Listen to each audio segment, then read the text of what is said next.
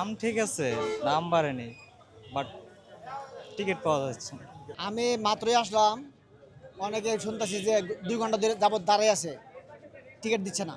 অবশ্যই ভোগান্তি মনে হয়, কিন্তু যখন একদম বাস থেকে যখন নামি বাড়িতে পৌঁছে তখন সব কিছু ভুলে যাই। না, এবার মনে হচ্ছে না রাখছে, কারণ এবার আজকে অন্তত রাখছে না, কারণ আজকে চাপ কম। গতকাল রাখলেও রাখতে পারে। আসলে আমরা যে লাইনে দাঁড়ায় আছি এটা এনআই ইউনাইটেড, হ্যাঁ এরা আসলে আমার জানা মতে এরা ঈদ উপলক্ষে ভাড়া বাড়তি নেয় না, হ্যাঁ এরা সারা বছর যে রেট থেকে ঈদ উপলক্ষে, এই জন্য এদের চাহিদাটা এত বেশি। কিছু কিছু বাস কাউন্টার আছে ওরা মনে হয় অতিরিক্ত নিতেছে, কিন্তু আমরা যে ওই যে এনআর কাউন্টারে দাঁড়ায় আছি ওইখানে মানে আগে যেটা ছিল এখন আসলে আমি দীর্ঘদিন পরে বাড়িতে যাইতেছি, তো এটা আসলে আনন্দেরই একটা ব্যাপার। হয়তো বা একটু কষ্ট হইতেছে, তারপরেও সবকিছু পরেও জিনিসটা অনেক আনন্দের।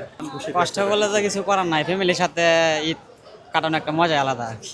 কষ্ট হলেও যেহেতু ঈদের জার্নি অন্যান্য বাসে একটু সমস্যা করে, যাত্রী ওঠানামা হয়, তো এখানে এই সমস্যাটা হয় না, যার কারণে যাত্রীরা এখানেই সবাই চেষ্টা করতেছে। আশেপাশের পরিস্থিতি খুবই নাজেহাল অবস্থা, যার কারণে যাওয়াটা খুবই মুশকিল আর কি। না না, অতিরিক্ত ভাড়া না, অ্যাজ ইউজুয়াল 310 টাকা করে বলতেছে। কেমন পাওয়া যাচ্ছে সেটার উপর ডিপেন্ড করতেছে যে মানে কেমন ভোগান্তিটা হবে, কিন্তু ভাড়া নিয়ে মনে হচ্ছে না ভোগান্তি হবে কারো। কষ্ট হইতেছে আর কি। অনেকে আছে যে আপনার 200 টাকা যাইতো ভাড়া, এখন আপনার ভাড়া 600 টাকা, তাদের জন্য কষ্ট হইতেছে না।